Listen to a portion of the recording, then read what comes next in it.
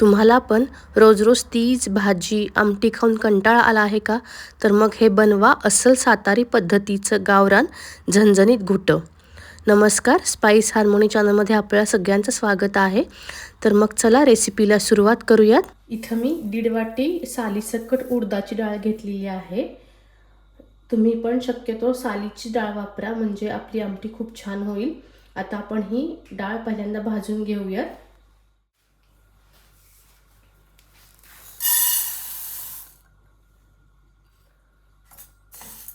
उडदाची डाळ ही खूप चिकट असते. न भाजता जर आमटी केली तर ती खूप चिकट होते आणि चांगली लागत नाही. म्हणून आपल्याला हे उडदाची डाळ भाजून घ्यायची आहे.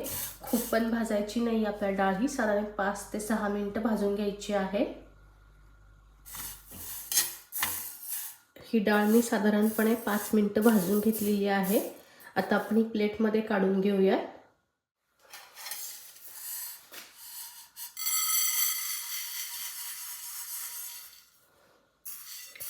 ही डाळ थंड होतीये तोपर्यंत आपण याचा एक मसाला बनवून घेऊया.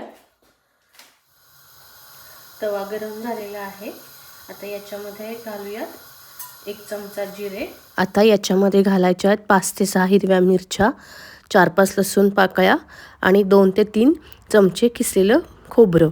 आता हे आपल्याला चांगलं परतून घ्यायचं आहे. ॲड करूयात थोडंसं तेल.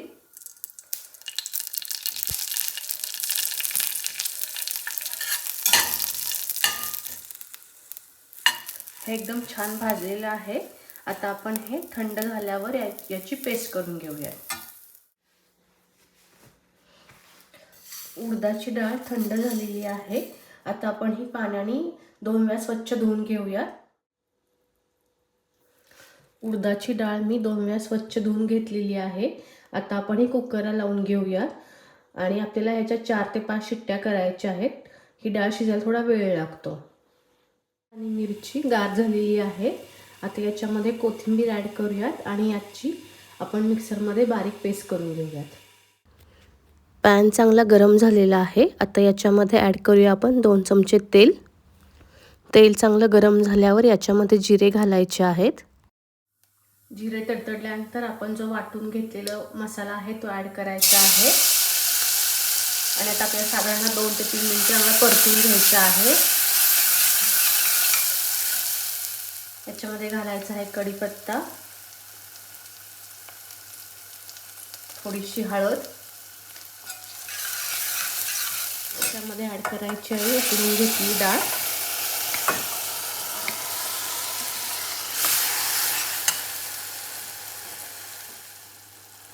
आता याच्यामध्ये घालायचं आहे पाणी. आता यात घालायचं आहे चवीनुसार मीठ, आमसूल आणि थोडासा गूळ. आता आपल्याला हे 5 ते 6 मिनिटं गॅसवर असं शिजवून द्यायचं आहे.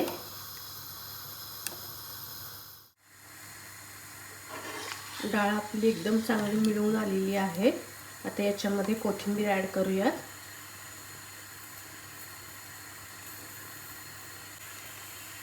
गॅस बंद करूयात आता. तुम्हाला जर ही रेसिपी आवडली असेल तर चॅनलला लाईक करा. तुम्ही या चॅनलवर नवीन असाल तर चॅनलला सबस्क्राईब करा आणि तुमच्या मित्रमैत्रिणींसोबत शेअर करा. परत भेटूया अशा नवनवीन रेसिपीसह.